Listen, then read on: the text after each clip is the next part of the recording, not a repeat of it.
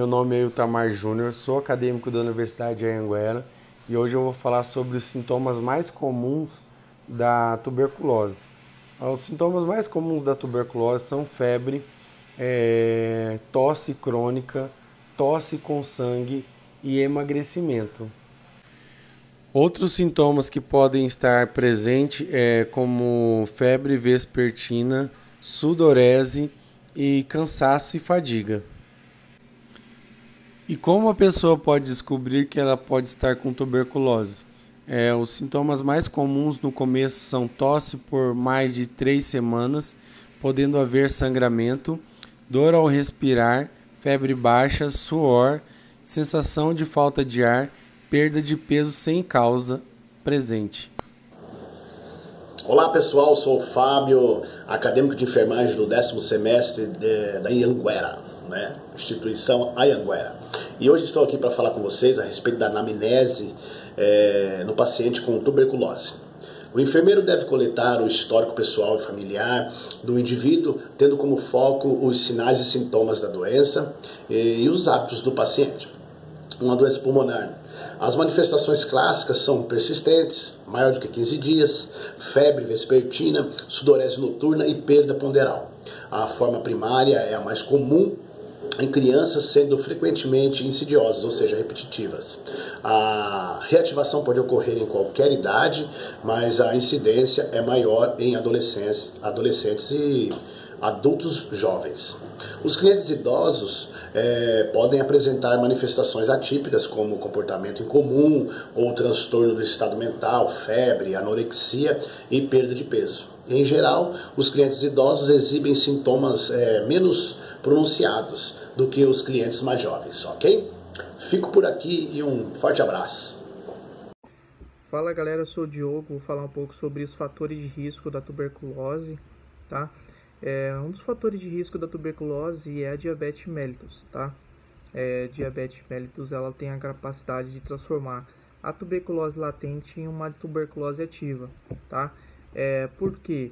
Porque frequentemente a tuberculose ela atinge os pacientes que não têm um teor glicêmico alto, então eles não fazem o controle frequentemente, então aproximadamente aproximadamente 15% dos pacientes de tuberculose eles vieram acarretados e podem estar associados, ligados à diabetes, tá?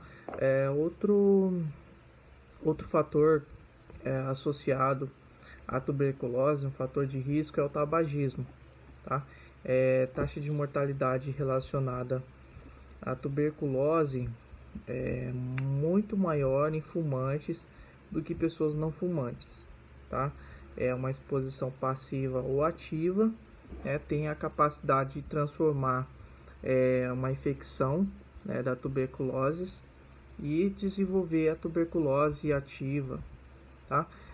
Um dado é que o tabagismo ele tem anualmente cerca de um crescimento de 7% da tuberculose, tá? Outro fator de risco é o uso de álcool, tá?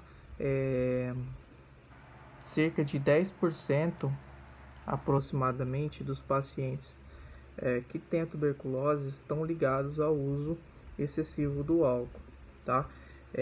O uso do álcool influencia não somente a incidência da tuberculose, mas também a incidência e evolução clínica de todos os desfechos da tuberculose, tá?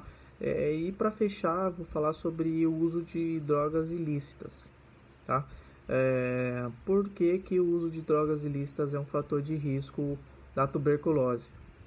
É um estilo de vida arriscado dos usuários, a acumulação e o isolamento das pessoas para poder fazer o uso dessas drogas, cachimbo, ou partilha desses materiais, injeção, cachimbo, e a maioria deles vem acarretados do HIV. A propagação do HIV faz com que a imunidade deles fique muito baixa e aí com esse ambiente fechado, eles têm a tendência de transmissão muito alta. Tá bom, galera? Vou fechar aqui. Muito obrigado. Boa tarde, meu nome é Gabriela, eu sou aluno do 9º semestre de enfermagem noturno e hoje eu vou falar sobre o exame físico em pacientes com tuberculose. Nessa doença pulmonar, o exame físico ele é muitas vezes inexpressivo. A ausculta pode haver redução do murmúrio vesicular com redução do frêmito toracovocal quando há derrame pleural ou pectoroloquia quando há consolidação parequimatosa pulmonar. Existem alguns exames complementares que devem ser solicitados, né? E um deles seria o teste cutâneo, que é o PPD, né, que é a abreviação, e também tem a radiografia do tórax, né, o esfregaço de escarro, que é o bacilo ácido resistente, que é o BAR, seguido de cultura, se o escarro ele for, né, se o esfregaço ele for positivo. Tem outras avaliações também, que inclui o histórico completo, mais o exame físico, e também a suscetibilidade a medicamentos, se os resultados forem positivos. Olá, sou Valdirene, vou falar um pouquinho sobre o diagnóstico de enfermagem com o paciente de tuberculose. Esse paciente com tosse há mais de 2 semanas deve procurar uma unidade de saúde mais próxima de sua residência e passar por uma avaliação clínica com o enfermeiro da unidade.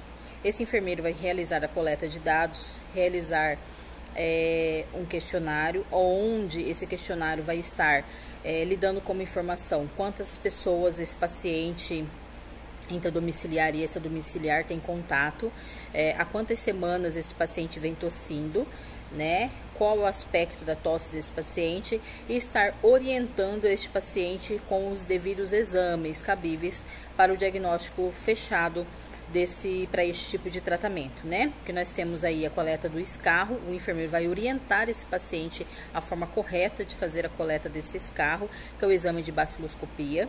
Esse enfermeiro também vai estar orientando o paciente quanto ao exame de radiografia pulmonar e também até a prova tuberculínica, que muitas das vezes é feita direto na unidade de atendimento, né?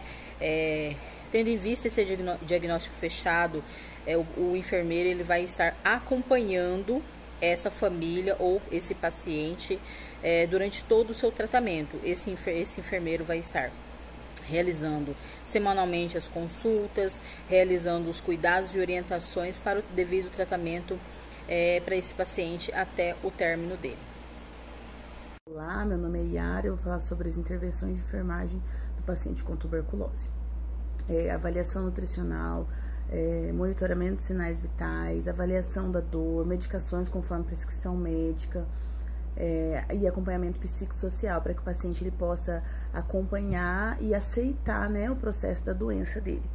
Os resultados esperados são a melhora desse padrão respiratório, né, a melhora do estado clínico do paciente, a resposta, se o paciente estiver entubado em ventilação mecânica, a resposta dessa ventilação, se tem tido melhora, se o paciente tem tido resposta, e também o acompanhamento do BAR, que é o escarro do paciente coletado todo mês. A gente acompanha os resultados. Meu nome é Igor Alex, sou estudante do curso de enfermagem do 8º semestre da instituição em Anhanguera. Vou explicar sobre alguns testes realizados para detecção latente da tuberculose, entre elas o teste de Mantoux, ou PPD, que é uma sigla em inglês para derivado proteico purificado. É um teste realizado em pessoas que tenham ou não sintomas, que tiveram contato direto com pacientes positivos para tuberculose. Entre eles são necessários alguns testes complementares, mas basicamente consiste numa injeção subcutânea no antebraço esquerdo e se aguarda 72 horas para a interpretação desse resultado. O teste não necessita nenhum tipo de cuidado ou jejum, apenas faz a informação se utiliza algumas medicações. É um teste bem amplo que pode ser realizado em gestantes, crianças, exceto em pessoas que têm uma possibilidade maior de uma reação severa, né, de hipersensibilidade. Esse teste ele é tabelado porque fazemos uma medida de um pequeno hematoma que se gera no local da aplicação. Até 5 milímetros é considerado um resultado negativo, de 5 a 9 é um resultado positivo para crianças menores de 10 anos não vacinadas ou que foram vacinadas há mais de 2 anos com a BCG, ou pacientes que tenham o sistema imunológico comprometido com a cicatriz de tuberculose no pulmão. Por isso, muito importante, alguns testes complementares que eu já vou explicar subsequentemente. 10 milímetros é um teste positivo. Agora, os testes complementares. Além da radiografia do tórax, é necessário a baciloscopia por escarro. Por quê? Num falso positivo, pessoas que tiveram a aplicação da BCG ou infecções por outro tipo de bactérias podem ocasionar uma reação de tamanho maior aqui no hematoma. E um falso negativo são pessoas que fazem utilização de imunossupressores, pessoas em tratamento de câncer, de AIDS. Então, pessoas idosas acima de 65 anos ou em desidratação também são necessários, pelo menos ali, 2 resultados positivos para confirmação e consolidação desse resultado. Boa tarde, meu nome é Natanael Rocha, sou acadêmico de enfermagem do 8º período. Estamos contribuindo aqui para o Seminário Integrador à Saúde do Adulto com o tema tuberculose. Eu vou contribuir dentro desse tema falando um pouquinho sobre o monitoramento da resposta ao tratamento da tuberculose. É importante que o enfermeiro ele esteja atento às medidas de prevenção, né, da disseminação da doença, as medidas administrativas, ambientais e individuais. Tá? As medidas administrativas dentro de um hospital, é claro, elas poderiam, aí, posso citar como um exemplo o quarto de uso privativo, né, para o portador da doença, evitando contaminação para outros pacientes. Medidas ambientais, um exaustor, o quarto com pressão negativa, o uso do filtro EPA, e além também das medidas individuais, que são o uso do material de proteção individual, os EPIs, né, por parte do profissional, que inclui no profissional a máscara N95 e para o paciente a máscara cirúrgica. Então, todas essas medidas citadas são medidas de controle e prevenção da disseminação da doença. A tuberculose, o tratamento dela envolve 4 medicações, são medicações potentes, né, no tratamento para a tuberculose. Apesar de ser uma medicação potente, existe um grande número de abandono no tratamento da tuberculose.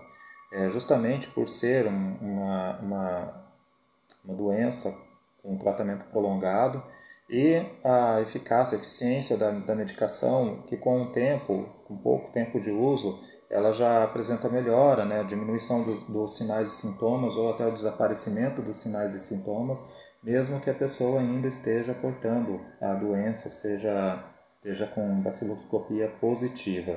Então esse é um dos maiores desafios da enfermagem, da equipe de saúde como um todo, né? No combate à tuberculose e no monitoramento da doença. Então, é uma doença que exige um comprometimento, uma disciplina de quem está tratando a doença, né? A administração dessas medicações ela é feita pela equipe de saúde, né? Ela pode ser feita também pelo agente de saúde de cada região, né? Até essa questão de agente de saúde após a nova